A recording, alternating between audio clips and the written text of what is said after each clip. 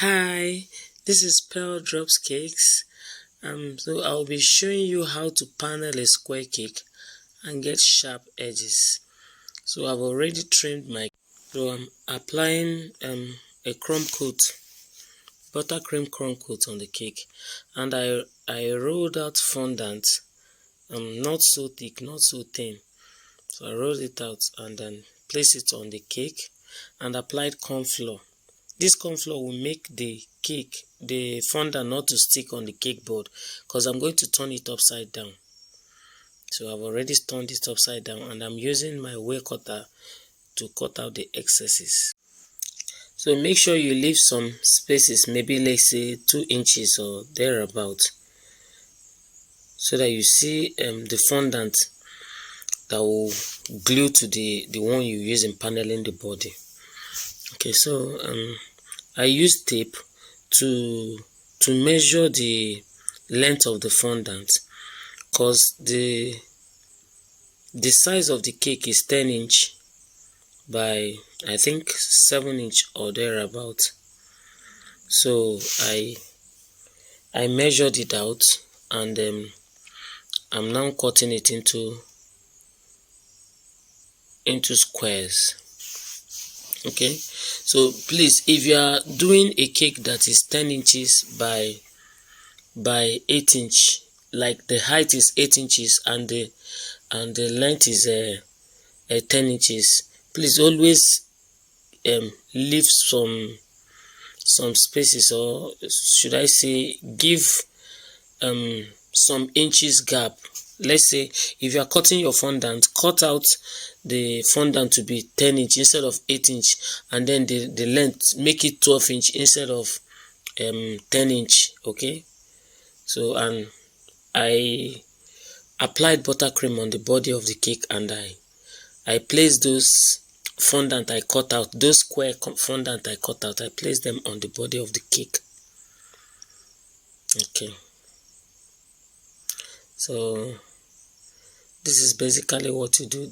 Paneling a square cake is not that difficult like people think. So this is basically how you do it.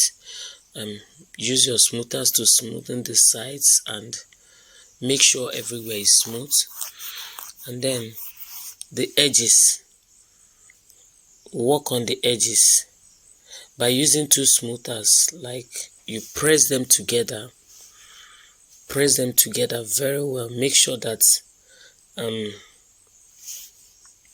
that they are secured. Okay, and then when they are pressed together, you pinch out the excess, and then use your knife. The knife I use is you can get it from people that sell stationaries. So that I prefer using this knife because it's sharper. So you trim out the excess to get the sharp edge. Okay, then the sides, you press it down to the fondant, the base fondant. Press it down very well, and then you trim it out. Okay, so this is it. Make sure you trim it out to be neat, because that will determine how neat your work is. If you leave some excess fondant, your work wouldn't be that neat. Okay, so when you are done with one side, you turn the other side, and then you continue the paneling. Okay, so I'm kind of done with this side. I will be turning the other side, and I apply buttercream.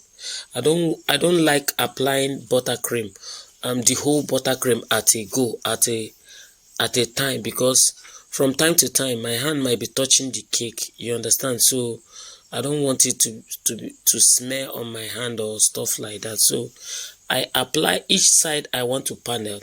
I apply buttercream and then panel.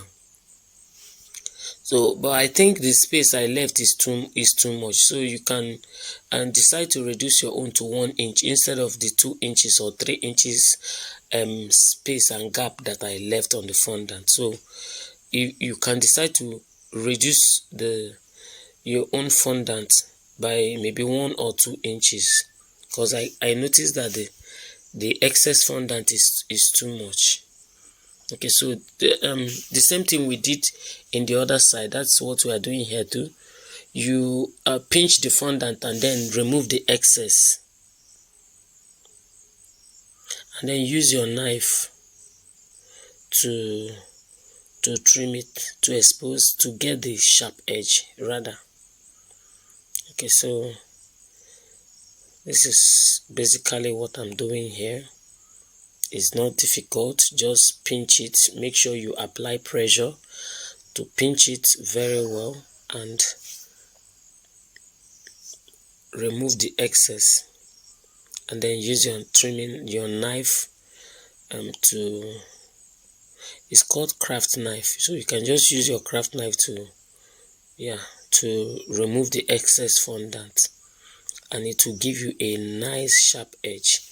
And also the sides, trim them off to get the sharp edge you need.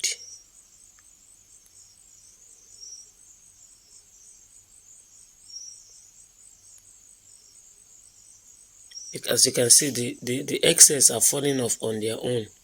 Once you pinch it well, they will just fall off on their own. There's no big deal to it. So as you can see, I'm already done. And then I use scissors to trim off the excess space I left at the top. Because why I left that space is because when you are pinching down, if you cut the exact size, when you are pinching down, you are pinching the fondant to the base, you will notice that it will be pulling down and thereby exposing your cake. You understand? So that's why I leave the excess and later I cut it off with scissors. So I'm done. So as you can see the sharp edge. This is how you do it. Okay, thank you guys for watching. Thank you.